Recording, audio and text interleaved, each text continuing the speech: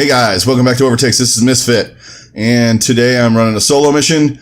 Kel's not feeling well today, so I'll be running it solo. So we got his picks, and we'll talk about the matches in a little bit. First, if you guys are new to the channel, thanks a lot for tuning in, checking us out. Hit a like and a subscribe. We do a lot of Overwatch League content here. We try to make it fun for you guys and interactive. So we give out our opinions on the matches, and we do picks, and we review.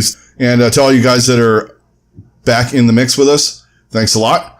And let's get to it. Okay, so we got some news going on. Let's talk about the matches last night a little bit. We'll hit on them. The first two matches were as expected. Boston 4-0 Shanghai, and Florida lost 4-0 to Dallas. I mean, there's no big surprises there. Really, these two teams are the worst teams in the league. Same problems all the time. At this point, there's really not much to talk about. Dallas and Boston look good. They needed the wins, especially Boston. They needed they had a good week to come back. They looked good against Seoul, who looked like garbage, against them. And, we're going to get to Seoul in a minute here. But, the Uprising really needed this week to get back into the playoffs. And we'll take a quick look at the standings for the playoffs going into Saturday. So there are a couple teams that got big matches today that are kind of on the edge of getting knocked out or staying in, however you want to look at it. So Houston is one game out right now of the overall playoffs, sitting at 21-16 with a 20 map differential. Right ahead of them are the Gladiators and the Fusion. The Gladiators, if they win, will have a map differential on the Fusion, and they will jump them. Falling at this point right now are the Spitfire. They're 23-14, but they have a big map differential, even though they've lost a few matches. They still are at plus 32, so they would stay in the fourth spot even if they were tied with these teams. A lot of big things going on today, and let's talk about that Philly match with Seoul last night. Philadelphia this week has done, finally somebody's doing something, like I said, them in Houston. They're grabbing this and they're taking hold of the playoff spot, and they are making a point. You can see the difference with EQO in there. Now, it was a 3-2 match, and it was a great match to watch for the most part. The shake your head moments really came from Seoul doing whatever they do. Like, they could have taken Blizzard World a little faster on first point. They just let EQO run Pharah and just literally just destroy them for the whole fucking run on that. Anyway, but Seoul did win that, and they won. They went up 2-0. They got reverse swept, which, they're terrible on control maps now. I don't know what it is. They got shut out on both of them, on Oasis and then on Nepal in the overtime, and they got held by Philadelphia 3-2 on Dorado. Philadelphia's looking really good right now. For the moment, you don't know what you're going to get from them. Boombox looked a little better. Like we said, we needed to watch him. With Seoul, Fleta looks like he's flustered to me. With what goes on, the switching, all the other stuff that these guys are doing. He just seems not disinterested, but like kind of in that what the fuck mode. So, they're really hard to grasp right now. And I think I don't think they're going to make the playoffs, honestly. With Houston coming back at the beginning of the week and, throwing themselves back in the mix, it's going to be the Gladiators, the Fusion, or the Outlaws right now. I really don't know who I'm leaning towards, because, this is going to go down to, there's, two matches today that are big, where we got London playing Los Angeles, the Gladiators, I'm sorry. And then we have the, Outlaws playing the Valiant, which is also huge as far as the playoff implications go. The Valiant are already locked in, and they're playing extremely well, even though they beat New York, and New York was doing whatever they were doing. That match wasn't the big one. Beating London was the big one earlier on in the week. So, which was bad for London. Now, like I said, London's got a huge map differential, and going in, they're going to look to beat the Gladiators, but I don't know if they can. So, we're going to hit on these matches. The least intriguing match of the day is actually the Excelsior and the Shock. New York is doing what they do. And look, I don't understand why everybody gets all butthurt when we talk about New York and what they're doing right now. They are fucking around. Look, it's plain and simple. Watch the matches. You guys are smart enough to figure this out. they're the best players in the league. They're not falling apart. They are just messing around. They are testing the waters out on teams on certain maps, seeing what they do against dive, seeing what they do against, Brigida comps. It's not that they don't give a shit, but they don't give as much of a shit. And, you can tell they're playing fucking around. They're not cohesive. They're trying to win, but not really concerned with it. So before you guys start jumping in and saying, all right, the Gladiators did look good against them, but they had to play a perfect game. And so did the Valiant to beat a team that was essentially disinterested in playing. San Francisco could come out and prove something here, but it's really hard to tell when they're playing New York. Like I said, New York is fucking around. I'm not really holding them to anything if they lose the rest of the matches this stage, really. They're testing things out. Now, San Francisco is going to be a different story with them. I think they might play a little harder, but by a little harder, I mean, they're not going to give the match away to them. Let's just put it that way. So, I'm going with New York in this. So is Kel.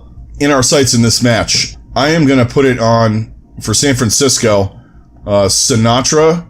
Let's look at, as well as Sinatra, I've been enjoying what Baby Bay's been doing lately too. Let's watch him too.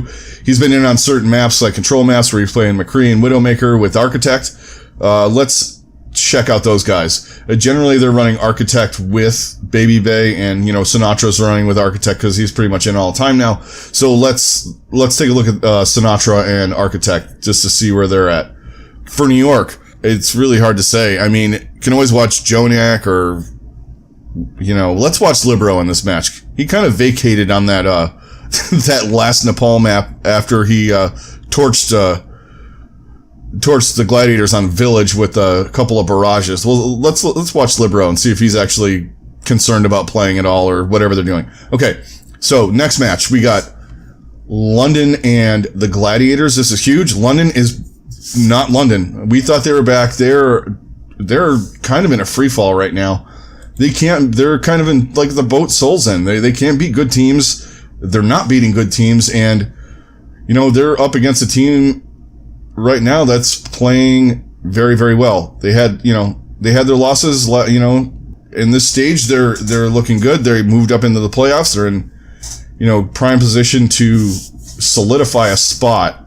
The Gladiators, that is. And London's kind of still in it. They got to win a couple of games here. They do have the Mayhem next week for one of their matches. So, they got that. They're not going to lose to the Mayhem. So, this is still kind of big for London. They got to get Birdring back on track. And they got to get him and Prophet working together. And, Gesture and Fury haven't been looking good either. So, they really need to put things together and get back into the mode that they are in to get ready for the playoffs, because they lose a couple of key matches here, they might be out, and that's frightening to think about, because the Gladiators also have the Mayhem next week, and Florida plays London, and London plays Philadelphia as well. That was a text message. Sorry about that. I do have the elimination noise set up to my text messages. It is kind of funny, but it always goes off the inopportune time. But anyway, let's get back to it. Okay, so in this one, I'm going with the Gladiators because I don't trust London right now, and the Gladiators are looking good. They have a better tank line right now with Fissure and Bishu and Fissure and Void than London has right now. So I am going with them, and Kel also is going with the Gladiators. So in our sights on this, I'm going to go with Gesture and Fury again for London to see if they get back to where they were. They kind of have lost whatever cohesion and just good play style that they had going for a good 2 stages and most of the 3rd stage, where they were kind of the backbone of their team, even though the team was kind of faltering a little bit. Or they are the guys on the team that need to pick it up and just get everything back in control. And they also need Birdring to do well like he did a couple weeks ago, but he needs to get back on track. But I would be watching the tanks in this one. So for the Gladiators, I will be watching Hydration to see what he gets going, because, he busts out the Doomfist and things like that. And, they got him on Pharah. They do a whole bunch of different stuff with him, and it's really cool to watch him play. He brought up the level of their DPS a lot when they started playing him more. And, I'm going to be watching him for this one. So the final match of the night and of the week, this one, the last one was big too, but we're going with this as our match of the day. We got the Valiant taking on the Houston Outlaws. Both teams have looked good this week so far. Houston, they got good support play, like we've been saying, and they won. So that makes a big difference for them, but I don't know if that's going to be enough to beat the Valiant, who are playing very, very well right now. As a team, the Valiant, I would say, are probably the second best team in the league behind New York at this moment. And they are in record and in just overall cohesion, just playing as a team, all of that stuff. They are playing at a very, very high level right now. Houston's got to get some things, going early in this one. The map pool kind of favors the Valiant, in my opinion, with Hanamura and Oasis. I think they're better on those two maps right now than Houston is, just because of the picks that they can do with their DPS with Soon, Agilities, and, occasionally Bunny.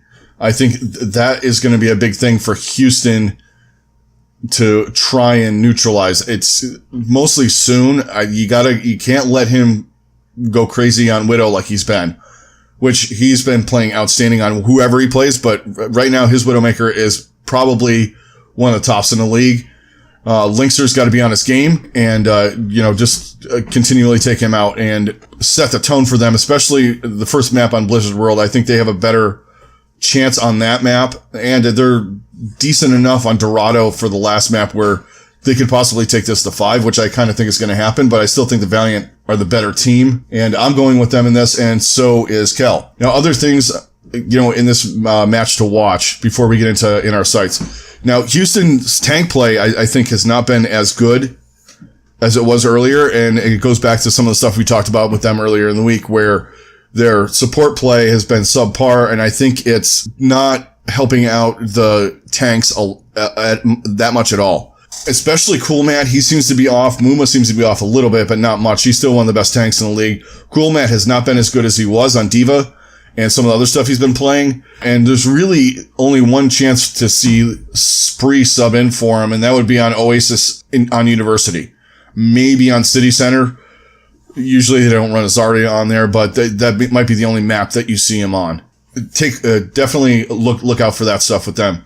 Now the Valiant, their tanks are playing unbelievably well. Fate and Space pretty much controlled that match, and just were leveling people.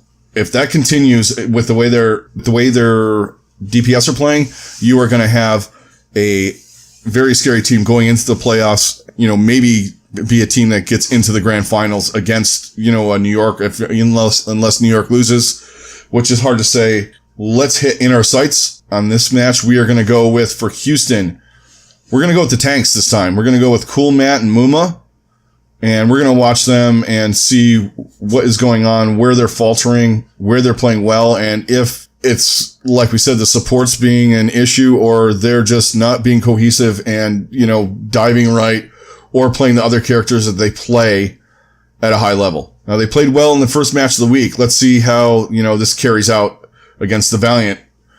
So for the Valiant, I got Soon in my sights. I'm going to watch him today. Like I said earlier, he's going to be a key part of this match, playing on the Widowmaker, playing McCree, playing some of the other stuff he pulls out. Occasionally he pulls out the Brigida. They've been running Agilities a lot on that too, but occasionally he'll pull that out, and he's really, really good on her as well. So let's watch Soon in this one. Okay, so this is a quick one, guys. We just wanted to get you our picks and, some match preview stuff for today.